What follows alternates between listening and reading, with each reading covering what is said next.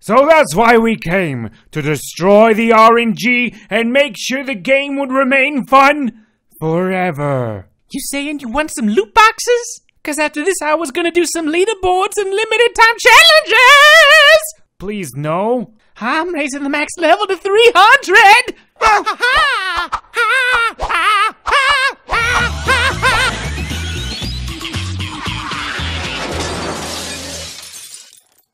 Hey everybody, it's WillBits, and we are halfway through Cornwood Ascending. It's time for the halftime show! Oh, I regret that immediately. Before we have Fry kick us off, I do want to talk very briefly about a thing that I've seen a lot of people asking about. Essences. How are essences going to work for the weeks going forward? This is something that's always subject to change, and this is always something that has already changed a couple of times. So take this with a grain of salt, and if it changes, please don't get mad at me. I didn't create this. But basically, there are two tiers of characters for this event: the free characters and the premiums. The free characters are only ever going to level with essences. After you unlock them, you are going to need a total of 150 essence to get all 4 ranks put into them. All 3 rank ups to get them up to rank 4, I should say.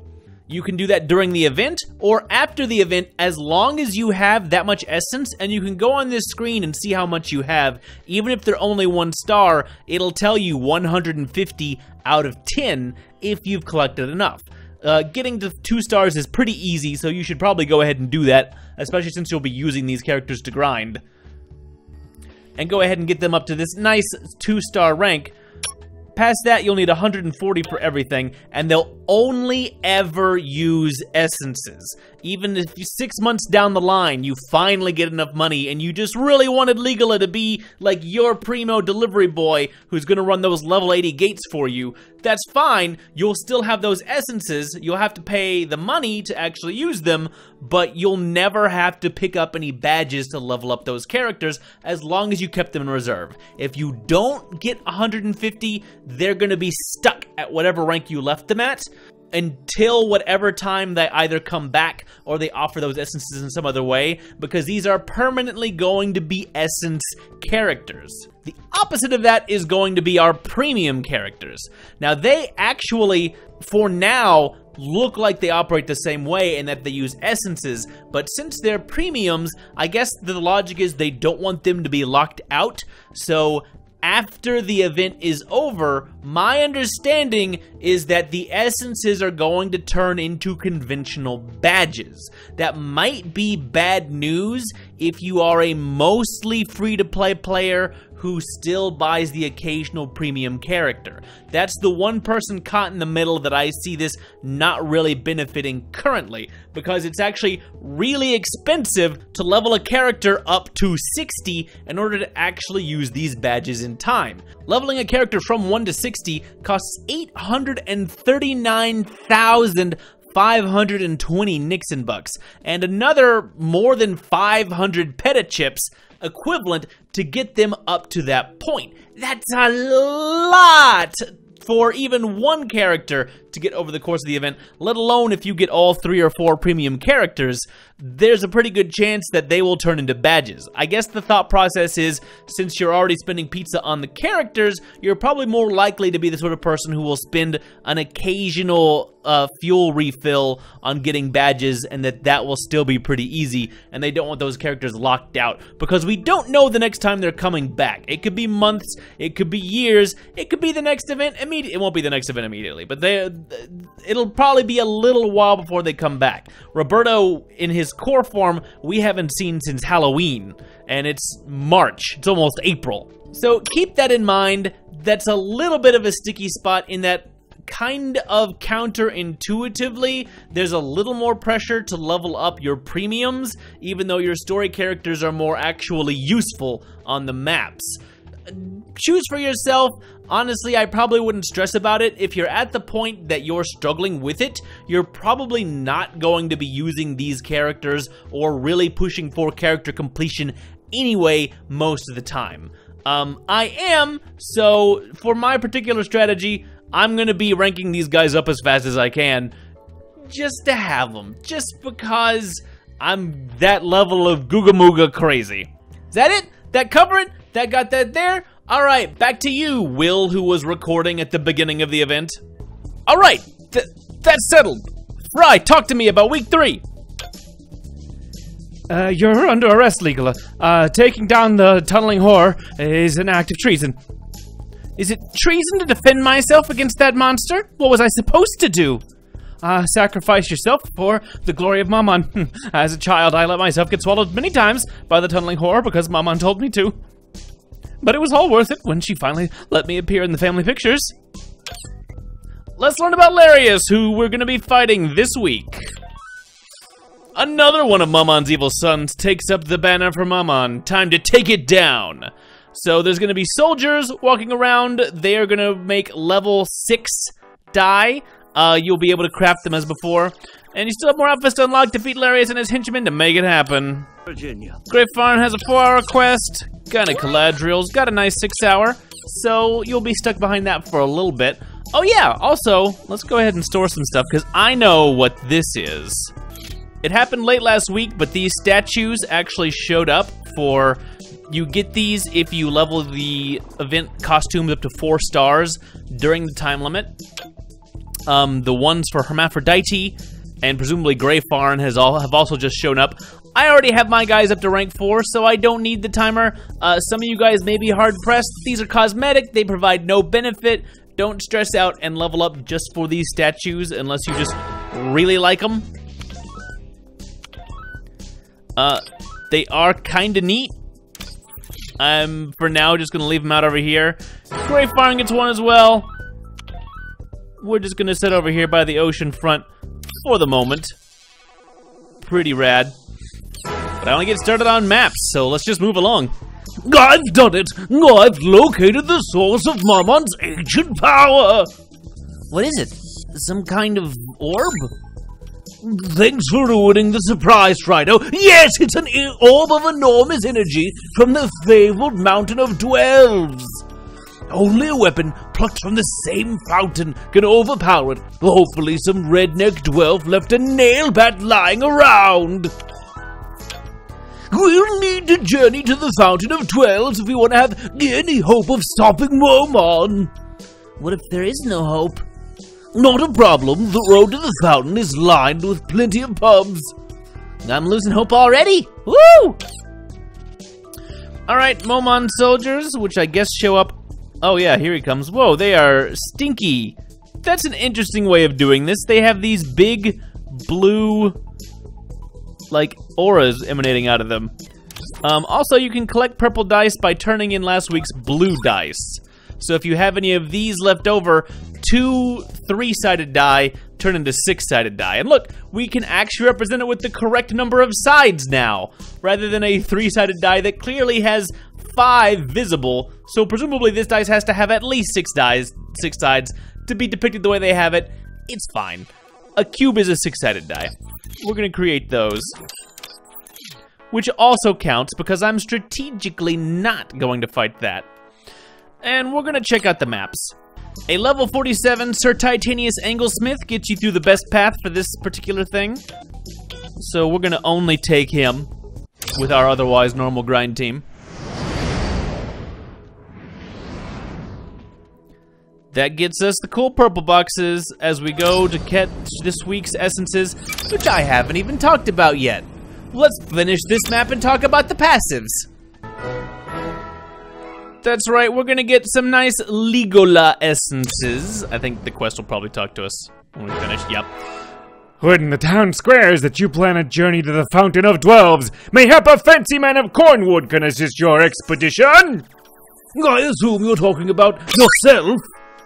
I see no other fancy man around, for you see, I've slain anyone fancier than myself. Notice how nobody's brave enough to wear chainmail anymore? Yikes. Okay, we'll start this next quest. Would you happen to know anything about the Fountain of Dwelves? Dangers await anyone who seeks the hidden fountain. Well, I'm no fan of danger, but I don't see how we're gonna find the fountain without seeking it. Any advice? Protect your kneecaps. The Cornwood trolls go for them first. Alright, more quests, more fights. Yada yada yada yada. This whole thing is on rails. You guys know the routine. The first 2 weeks have been fun. This week's gonna go similarly. The characters we're gonna get this week are gonna be Leegola, Ignis, the nice of the three brothers. Spoilers, Professor Farnsworth's son. That's in the thing. You guys should know that by now. And King Roberto! This is the one that everybody was asking for, and I did not think was gonna happen. Like, I was like, literally right before I learned he was gonna be in it, I was like, there's no way he's gonna be in it. If you don't have Roberto, which a lot of people don't, because he hasn't been around since Halloween, last October was the last time he was available, he was free during Robot Hell, but you can get him right now. I think it's 250 pizza. That could be wrong, but the costume is going to be an additional 175 on top of that. And I think he's the coolest looking, as far as passives go, character of these three. We're going to look at them in order, though. Leegola is the first one you'll be getting. Rank 1, Warcry, her special attack grants her a buff that increases her attack by 50% for like one more shot. Rank 2, if there's only one enemy left, she goes into her Berserker state and her attack is increased by 50%. Rank 3, if she's the only crew member alive, her defense is reduced by 50%, but she gains a 100% chance to double attack and 15% lifesteal. So if she's in a one-on-one fight, she's actually terrifying. She would be a good person to have if, for example, the Mammon guards were a fight you did and they were actually really hard. She would be a good single character to choose for that because all of her buffs would automatically activate and she would get terrifying. So in that particular niche, she could be really good. We've never seen that happen, so as it is, she's kind of just sort of okay in a long line of delivery boys that are okay. And besides all that, this is Leela's third delivery boy skin. She already has Colonial and Lee Lemon. So, a little redundant there. Be nice to see some options for Leela other than the old delivery boy. Ignis is our second brother, the dumbest brother, the nicest brother. He's an influencer. Rank 1, like father, like son. If he's in the crew with Grey Farm, his defense is increased by 50%, and he's immune to charm.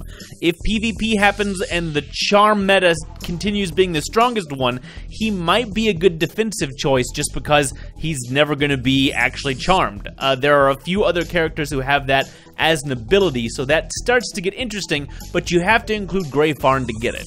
It's a little complicated because if you want to have Waltazar, then you probably need to have Ignis. But then if you want to max out Ignis, then you have to have Grey Farm. So there's already like 4 characters in your party, which is neat to have that as a team, but it's not very versatile. Rank 2, his special attack grants your crew immunity to burn and poison for 2 turns. Really situational. Nice to have it as an option. And at rank 3, below 50%, he gets an invulnerability shield for 2 turns. Good in an emergency. He's not bad, but he's an influencer, so not going to show up very much unless you just really want to activate Waltazar's buffs. And then King Roberto. He is a costume, so you will have to have Roberto and either have gotten him for free last Halloween or dig a little bit deeper. He becomes a much more expensive premium. As is, he's a kind of okay captain, but if PvP comes in, his rank 1 is doing 50% more damage to scientists and taking 25 reduced damage from scientists. So if scientists continue to be as popular as they are and lots of people start fielding King Roberto, he might actually be kind of excellent because he nullifies a lot of their benefit. He hurts them fast and doesn't take much damage from them. His special attack, rank 2, has a 50% chance to confuse a random enemy for 3 turns. A pretty high chance, but it's not going to always hit. But it will hit somebody if it procs. Could be nice. Rank 3, his basic attack has a 30% chance to cause bleed to an enemy for 3 turns. That's going to proc a lot, and it's a lot of heavy bleeding. So he hits pretty strong, but he's going to be strongest against scientist teams, which is only going to show up if we have more PvP things happening in the future. As is, he's going to give you access to another map to help you get essences even faster. I'm going to go ahead and pick him up just because I want to do a crazy Roberto voice. Oh, and see Leegola sitting over here on the sidebar. But yeah. What's the matter? You scared? Ha ha! I'll show you a mad king! Put up your hands and hand over your gold, fancy man. King Roberto, it's me, your old buddy, Titanius Anglesmith. You wouldn't rob your old pal, would you? Titanius? Is that you? Ha-ha! Okay, help me rob this fancy man, and I'll split the loot with you. That's very generous of you, King. Quests for Roberto, but really you're getting Roberto so that you can get essences faster. That's the same as Sir Calculon, the same as Waltazar. He's got his own map. We'll look at that in a bit. Let's send these guys off to pick up their stuff. While they're clicking away, we will check out the second map. Biggest map here is going to be Gynecoladriel, which means that Amy doesn't get to come in her normal form, so let's grab Zoidberg. Why not? Why would we not grab Zoidberg? He does good things, he does. His special kind of potentially self-harms you, but honestly, the fights don't last long enough for that to matter. His basic attack is plenty reason to bring him. Purple box on this map gets you 4 legal essence, still pretty slim pickings. Gotta make those ladder maps worthwhile. It only takes 30 to create her, so we're moving along at a pretty good pace. Legend has it that only the chosen one is worthy to wield the weapon from the Fountain of Dwelves. As I keep telling anyone who asks, I'm really not sure I'm the chosen one. Then all hope is lost, and Cornwood shall have to bow to Mammon. Bowing's not so bad, right? Right? Leegola, you've done a stellar job whipping the Centaur army into shape, so we're putting you in charge of recruiting non-Centaurs. You mean to cold knock on people's doors and ask them to join the army? What am I supposed to offer them other than certain death? You can tell them we'll cover tuition costs at any college in Cornwood. But there aren't any colleges in Cornwood. The education system only goes up to the 5th grade. Yes, and with that 5th grade education, they won't realize the tuition offer's bogus until after they've signed up. Ha ha ha ha. So that gives us the quest to create Leegola, which is probably a good opportunity to check out the other maps. Let's put some meat on Roberto. He's still pretty slim. But we'll need essence to get him any higher than that. Long live the king, drops a little essence for everybody. So the best path here actually requires a level 47 villain. So if you happen to have leveled up Waltazar, he's a pretty good choice to bring along. I'm gonna bring Robot Devil, just because I never get a chance to do anything with Robot Devil, and he's my highest level guy. This would be awkward if your highest level guy happened to be Roberto, because you can't bring both Robertos. There's a level 31 Scientist path, a level 39 Influencer path, and you can always go with just whoever you want down this middle path, but you get inferior boxes, and we don't like that. Let's see, you get a little bit of everybody, 3 or 4. You're definitely gonna wanna get to that 3rd map if you can. Oh, it has to be the level 2 Larius, specifically.